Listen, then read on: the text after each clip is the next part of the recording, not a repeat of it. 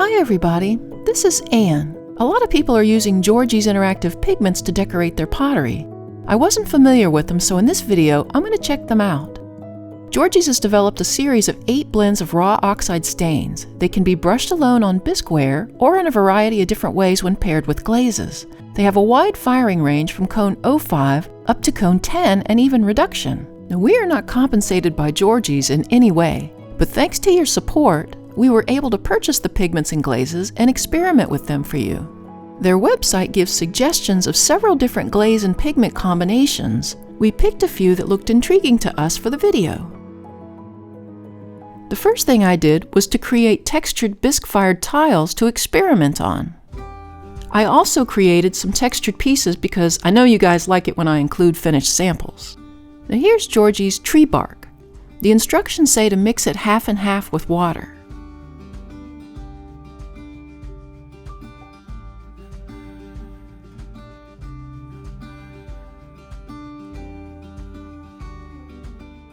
I had 5 columns of stamps on each tile. I brushed 4 of the columns with the pigment water mixture.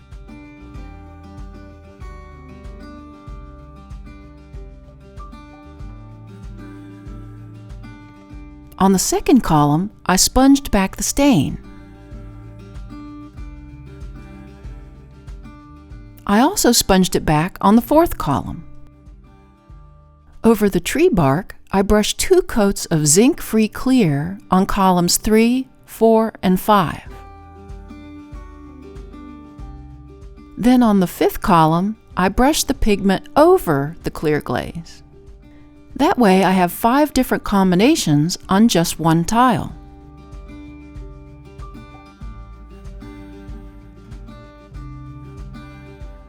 On the back, I used underglaze to document what materials I used. On this next tile, I'm using autumn foliage pigment and chartreuse gloss. Again, I mixed the pigment with water, then coated the tile with the same combinations like I did for the first one.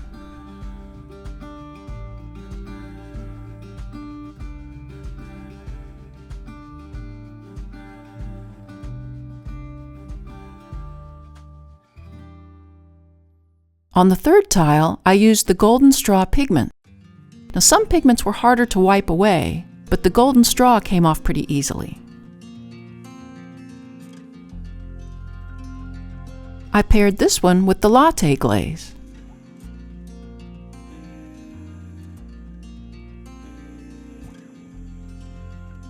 The next one was the steel black. That was a heavy color. It was a bit more difficult to lift away.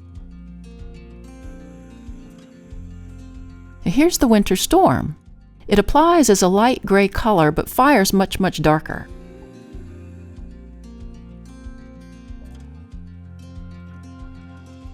This was paired with the eggshell wash glaze. Then I applied the sand and surf. It's a tan gray color with speckles when applied. Here you can see all the test tiles done in the same manner, dried and ready to go into the glaze fire. We'll show you some of the more interesting results in a minute. On the test plate, I thought I would try the steel black.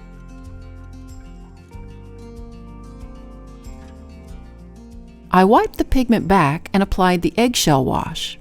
This sample piece was the only one made with a different clay, so it'll be interesting to see how it turns out. Next was the textured tumbler. I coated the entire thing with indigo, wiped it back, and then coated that with the eggshell wash.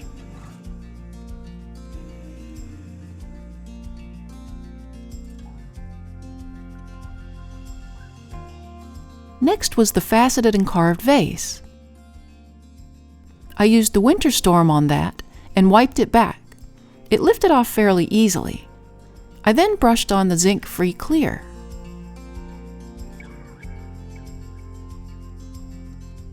Here's an origami piece that Jim carved. I brushed autumn foliage onto it and just wiped back the front carved part. I left the sides and back with a solid coat and then brushed the chartreuse gloss over the whole thing. I fired everything to cone 6. Now let's see the results. Now here's the tree bark in clear glaze. The pigment's so dark that without any wiping, the texture disappears under it. This one was wormwood. The eggshell wash really turned the pigment ice blue, and some green were heavy. Here's the sand and surf with eggshell. Without the glaze, the pigment's the color of the sand, but the glaze turned it a light green with some yellow highlights. This is wormwood with super clear glaze. I like the warmth of the pigment, but it seemed to fire out where it was thin, under the clear glaze. Here's the indigo. It was such a strong color that even the chartreuse only changed the color a little bit to the green side. Now here's the carved origami piece with the autumn foliage and chartreuse. Interesting how the interaction of the two created random blooms along some of the lines. Notice the areas of darker green and yellower greens depending on the application thickness. And here's the side where there was no wiping away. It's interesting how you can see the brush strokes where the glaze was applied. On the faceted carved piece, I was disappointed to see that the winter storm pigment ran under the zinc-free clear, creating little cloud bursts all over the place. Remember the bowl? This was the only piece where I used a groggy stoneware. I like how the pigments highlight the grog, but I was disappointed that the pigment washed away the more shallow textured parts of the bowl. After the firing, I had some other ideas I wanted to try with these. I carved this design into a mug, and when it was still in the greenware stage, I brushed on the pigments into the grooves and cleaned up around them. I then bisque fired it to cone 04. The test tile said it would turn blue in the high fire if I applied the eggshell wash over the top. Fingers crossed. Next, I created this vase and applied stamped butterfly appliques around it, along with other architectural elements. The wormwood will give it a warm, almost leathery look. I applied it to the protruded sections and then wiped back the butterfly.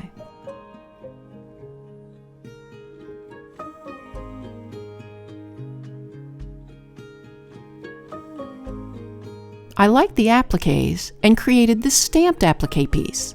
I applied the autumn foliage just to the appliques and wiped them back.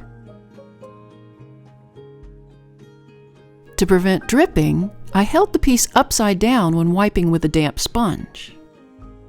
Again, I fired these pieces to cone 6. Remember that tumbler with the indigo and eggshell? It came out with a lovely antique blue and green look to it.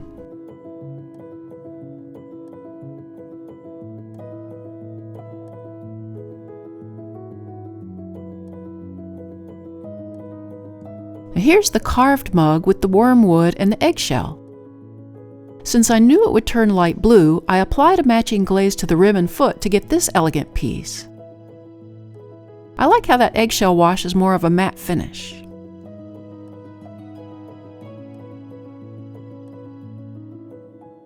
Here's the stamped leaf applique piece with the autumn foliage and no glaze over the top. I really like how the placards came out, and the lighter color around it really lets them stand out. The contrast between the glossy glazes and the unglazed leaves are really striking. Now here's the butterfly applique with the architectural elements. Jim says it looks like a Swiss chalet with the gingerbread trim. Again, there was no glaze applied over the appliques. To sum up, I just scratched the surface of some ways to use these fun stains. I found them to be inspiring as I imagine even more ways I want to use them. On the other hand, all the wiping was very messy, and the pigments like to spread out, making them difficult to control. Thanks to the newest members of our Little Street Pottery Research Facility team. If you'd like to join the team and earn a title, click on the Super Thanks button or the link to buy me a coffee. It also really helps us out if you like, share, and subscribe to our channel as well. See you next time in the studio.